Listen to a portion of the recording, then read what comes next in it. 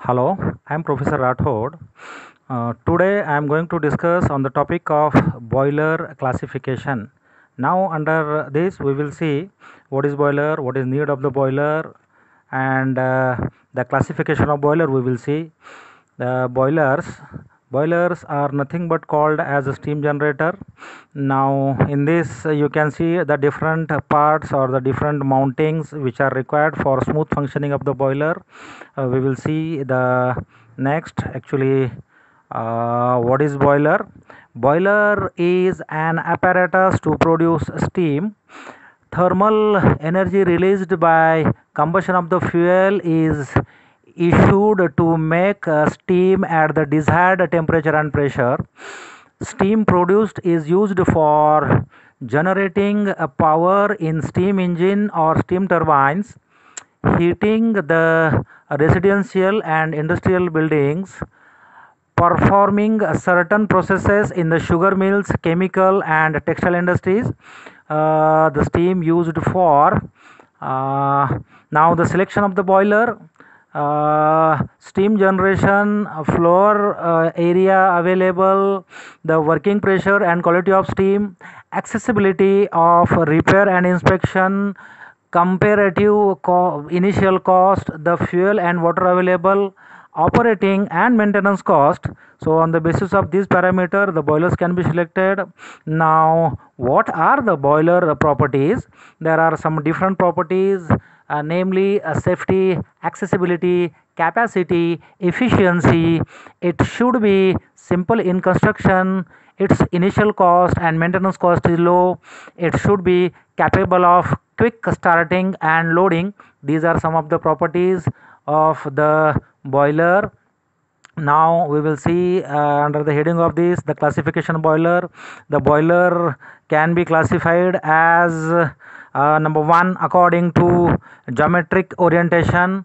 Now this is regarding the axis, the horizontal axis boilers, for example Lancashire boiler, vertical axis boiler, for example Cochrane boiler. You can see these types on the PPT also. So vertical is Cochrane boiler example, and horizontal is the Lancashire boiler. The axis inclined, then it is called as inclined boiler, we can say. Now the second classification according to relative position of the water and what gases. This one is very important. Now this is divided in two types. Boilers are basically divided in two types. One is fire tube boilers and another one is water tube type boilers. Now actually what is called as fire tube type boiler, when the hot gases are inside the tubes and water surrounds the tubes. What are the examples of it? Cochrane boiler, Lancashire boiler, etc. Now we will define what is water tube type boiler. If the water is inside the tubes and what gases are surrounds them, that is called as water tube type boiler. The example, the famous examples of it, the Babcock and Wilcox boiler, etc., etc. Now the classification according to location of the furnace. The basically the boilers in this type is externally fired boilers and internally fired boiler. The best example of externally fired, it means what, the heat is provided from the outside. For example, that type of boiler is Babcock and Wilcox again. Now the internally fired, the furnace is located inside the boiler cell. The best example is Cochrane boiler and Lancashire boiler. Now one of the fourth classification according to method of water circulation. If these are based on forced circulation type and natural circulation type, we know forced type of the boiler, circulation of water is done by forced pump. In the natural type of boilers, the circulation of water in the boiler takes place due to natural circulation. The best example of it is Lancashire boiler and Babcock and Wilcox boiler. One of the next, number fifth classification according to working pressure. So working pressure may be the boiler which produce steam at pressure of 25 bar and above are called as high pressure boiler, medium pressure boiler, and low pressure boilers. The range of the high pressure boiler is about 25 bar. The example is Babcock and Wilcox. Now the medium, the pressure produces in between 10 to 25 bars. The best example of it is Lancashire. Now what is called as a low pressure boiler, the pressure ranges between 3.5 to 10 bar, and the best example is Cochrane boilers. One of the next classification according to mobility, again these are of two type, one is stationary boilers and another one is mobile boilers. The boiler cannot be transported easily from one place to another place. The best example is Lancashire and Babcock and Wilcox boiler. Mobile boilers, it is a portable boiler and can be easily transported. Best example of it is locomotive boiler. One of the next classification according to number of tubes in the boiler. This is basically divided in two types again, a single tube boiler and multi-tube boiler. The boiler is having only one fire or water tube for circulation of water or hot gases called as single tube boiler. The best example is Cornish boiler, one of the fire tube type boiler, and another one is multi tube type boiler. This boiler is having two or more fire or water tubes for the circulation of water or hot gases. The examples of it is Cochrane boiler, Lancashire boiler, and Babcock and Wilcox boiler. These all are about the classification of the boiler. Now the boilers are basically divided into two types. One is fire tube type boilers, and as I told you, another one is water tube type boiler. Now actually water tube type boiler, you can see in this diagram, if the hot gases or flue gases remains inside the tube and it surrounds by the water, you can see in the diagram the furnace is inside the tubes and hot gases go to out in the form of flue gases, and surrounds of the tubes there is water. That hot gases out and steam out, you can able to see in the diagram with help of the smokestack and the furnace, you can able to see the diagram. Now the next one, the best example of the Cochrane boiler, you can see the diagram of Cochrane boiler. Now this is a Cochrane boiler. It is a simple fire tube boiler which has multiple fire tubes. These tubes increases the heat transfer area of the boiler. Water passes over the tubes. The heat is transferred from fire tubes to water through convection. The main parts of it are the shell, the grate, and the combustion chamber, the fire tubes, fire holes, furnace, chimney, fire brick lining, etc., are the main parts. Now you can able to see these parts from the diagrams also. So at the bottom there is a furnace, and on the top there is walls called as safety walls and steam top wall. Now what it is important in this after the type is what are the specification of the Cochrane boiler, or what is the technical data for the Cochrane boiler. Cochrane boiler is a fire tube type boiler. This is the multitubular one. Now what are the important parameters in it? The cell diameter generally in this boiler is 2.75 meters. The height of this type of boiler is around 5.79 meters. Importantly, the working pressure is around 6.5 bar, maximum up to 15 bar. The steam capacity, one of the important parameter, that is 3500 kg per hour, or the maximum capacity up to 4000 kilograms per hour. Heating surface, that is around 120 square meters, and the important one is the efficiency of such type of boilers is around 70 to 75% depending upon the fuel use. So that is all about the fire tube type boiler, namely Cochrane boiler. You can see the 3D diagram of the Cochrane boiler. It looks something like this.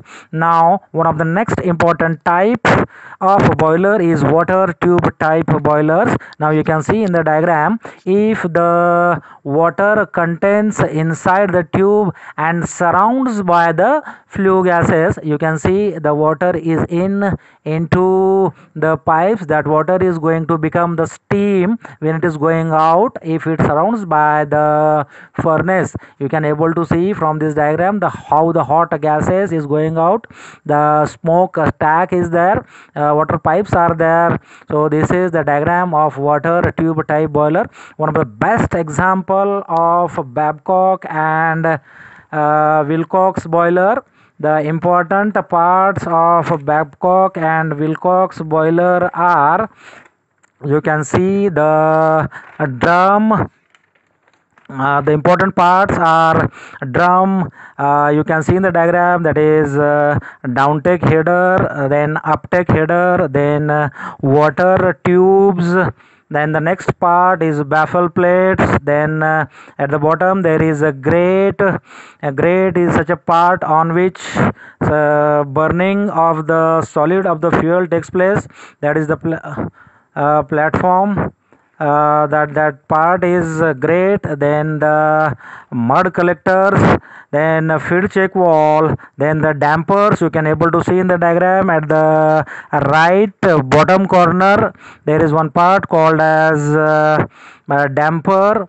The Babcock and Wilcox boiler, it is a horizontal drum axis, natural draft, natural circulation, multi-tubular, stationary, high pressure, solid fuel fired, externally fired water tube type boiler. In the slide or in the PPT you can able to see the different parts of it. On the top there is steam and water drum there, and then below of that at the very bottom of the grate portion is there. On the grate there is a furnace and the uptake header, downtake header, etc, etc. What is important in it, its technical parameter or the specification of the Babcock and Wilcox boiler are: the diameter of the drum is 1.22 to 1.83 meters. The length of this drum is 6 to 9.44 meter.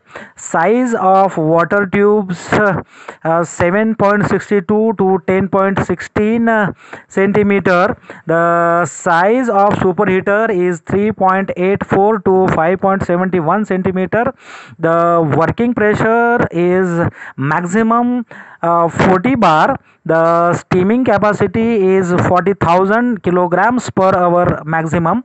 And most important part is the efficiency of this water tube type boiler is 60 to 80 percentage. This is all about the fire tube type boiler. You can see the 3D picture of this Babcock and Wilcox boiler. Above part is drum, the below part, inclined part is tubes. You can able to see in the diagram.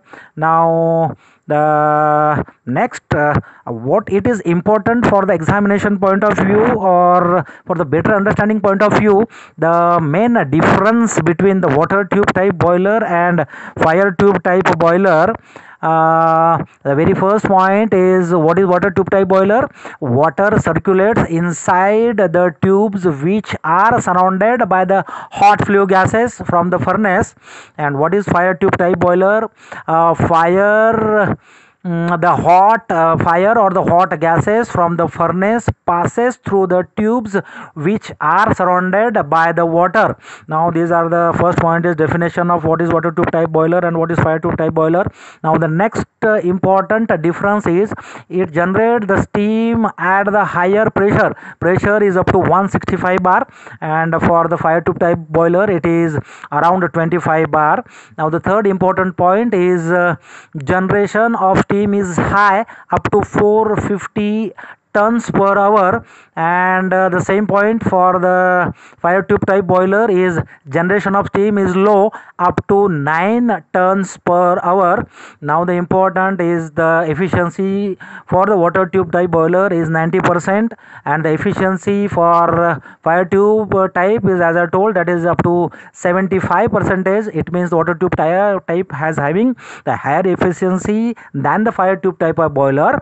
And the next important point is operating cost is high. For the fire tube, operating cost is less. The next point, the bursting chances for water tube type boiler is more, and for the same point, the bursting chances of the fire tube type is less. Now one of the next point, it is used for large power plants, water tube type boilers, and fire tube type boilers. It is not suitable for large power plants. Now the best examples, what are the examples of water tube type boiler are Babcock and Wilcox boiler, Stirling boiler, Lamont boiler, Benson boiler, Loeffler boiler, Yarrow boiler. These are the best examples of water tube type boiler. And what are the examples of fire tube type boiler are simple vertical boiler, Cochrane boiler, Lancashire boiler, Cornish boiler, Scotch boiler, locomotive boiler, and the Velox boiler. The examples are the most important part of it. And the what is the difference between water tube type boiler and fire tube type boiler is always asked in the exam, so it may be asked for 8 marks also. Now though this is a high pressure boiler. Now what is called as high pressure boiler? A boiler pressure when it operates with a steam pressure above 80 bar. It means remaining boilers are which are not the high pressure boiler, which carries the pressure below than the 80 bar. So those were called as maybe a fire tube type boiler or maybe a water tube type boiler. But if the pressure above the 80 bar, those type of boilers are called as high pressure boilers, and these are widely used for power generation in basically thermal power plants.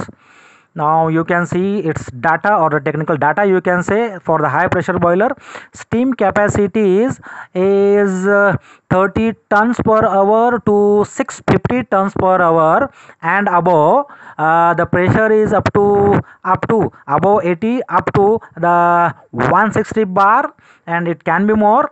And the important is maximum steam temperature, that is around 540 degrees Celsius, and it can be more than that. So you can see how the high pressure boilers look like. The different parts you can able to see in this diagram from top to bottom. The different parts you can able to see. So I cannot read all this part in this, but the next one of the next type of boiler is Lamont boiler. Lamont boiler is a high pressure boiler. It means the pressure limit is having 80 to 160 bar. Now it is a high pressure water type boiler. The water circulation is maintained by the centrifugal pump. It means the pump used in it is centrifugal pump. Lamont boiler generates approximately 45 to 50 tons of the steam per hour at a pressure of 13 bar, and the temperature is about 500 degrees Celsius. Now what for the Lamont boiler is used? It is having some of the advantages. A small diameter tubes are used so that high heat transfer rate is maintained.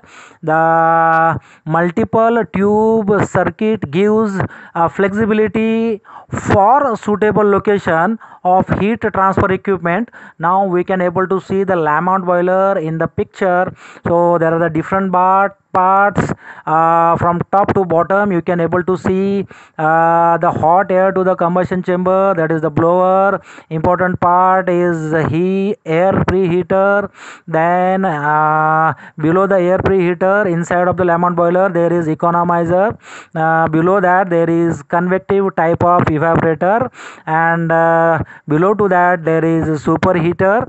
Below to that is a radiant evaporator. Everything happens in the combustion chamber, and there is one of the starting valve which is connected with help of superheated steam to the prime mover. Then the water from hot well through the feed pump, it is provided to the economizer. Then economizer is connected to the evaporator. At the bottom of that radiant evaporator, used in this Lamont boiler is radiant. Two types of evaporator. One is convective or evaporator, another one is a radiant evaporator. This evaporator used for forming the best steam or the vapor we can able to form from this. And to the air preheater, the blower which is connected to the air preheater, so that the hot air to the combustion chamber is provided, so that the efficiency of the boiler can be increased. One of the next high pressure boiler, namely Benson boiler. It is a water tube type boiler, works on the basis of principle of critical pressure of the water. The water enters in the boiler at just above the critical pressure, so that suddenly it converts the steam without generating air bubbles. It means no vapor formation is there, no moisture is there, no air water separator drum is required. It also takes a less fuel fuel to generate steam. So this is the diagram of the Benson boiler. From the top you can see the different parts, a chimney, the feed pump, the convection evaporator, then the radiant evaporator. Then at the bottom there is a furnace. This left side it is connected to the air preheater and the economizer. This is the parts of the Benson boiler. This is one of the high pressure boiler, as I told you. Next boiler, one of the third high pressure boiler, is namely a Loeffler boiler. Difficult to deposition of the salt and sediments is eliminated. Most of the steam is generated outside from the feed water using the part of superheated steam coming out from the boiler. Loeffler boilers, which generally capacity of 94.5 tons per hour and operating importantly the pressure is about 140 bar, have already been commissioned. So you can see, able to see the diagram from chimney to air preheater, then the economizer, then the superheater. At the bottom the drain which is connected to the superheating system. There is, at the right corner, there is steam circulating pump. Then that everything goes to the steam to the main, and the feed pump is also connected. These boilers after all forms or generate the steam, and which is provided to boiler, so that the efficiency of the boiler shall be increased. Now this is the Loeffler boiler. Boiler, the different parts which you can able to see in the diagram. From the top you can see the super prime that is connected to the feed. Another side is connected to the flue gas that is connected to the water. It goes to the evaporating drum, so it can form a superheated steam that goes to the steam circulating pump, then the saturated steam which goes to the radiant superheater, and then finally the formation of the steam is provided to the boiler to increase the efficiency of the boiler. This is also one of the high pressure boiler. Now Velox boiler. Velox boiler, the different parts of it is the feed pump is connected to the economizer, that is connected to the gas turbine and the axial compressor. It means in this Velox boiler the set of turbine and type of axial compressor is connected to the tube evaporating section.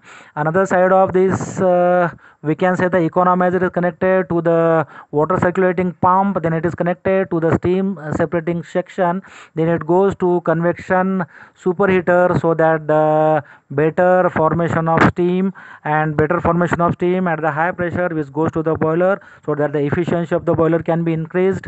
So this is about the Velox boiler. Now what is called as supercritical steam boilers? So steam superheated boilers or the generator is a type of boiler that operates at a supercritical pressure, frequently used in the production of electric power. In contract to be supercritical boiler in which bubbles can form, a supercritical steam generator operates at the pressure above the critical pressure, that is 22 megapascal, that is 3200 psi, or it may be around 221 bar or around 220 bar, that is nothing but 22 megapascal, or is nothing but 3400 psi, that is pressure pound square inches, is nothing but psi. Now this is, you can see, able to see the diagram of supercritical boiler. So the coal pile is connected to the coal burner, then connected to the coal pulverizer.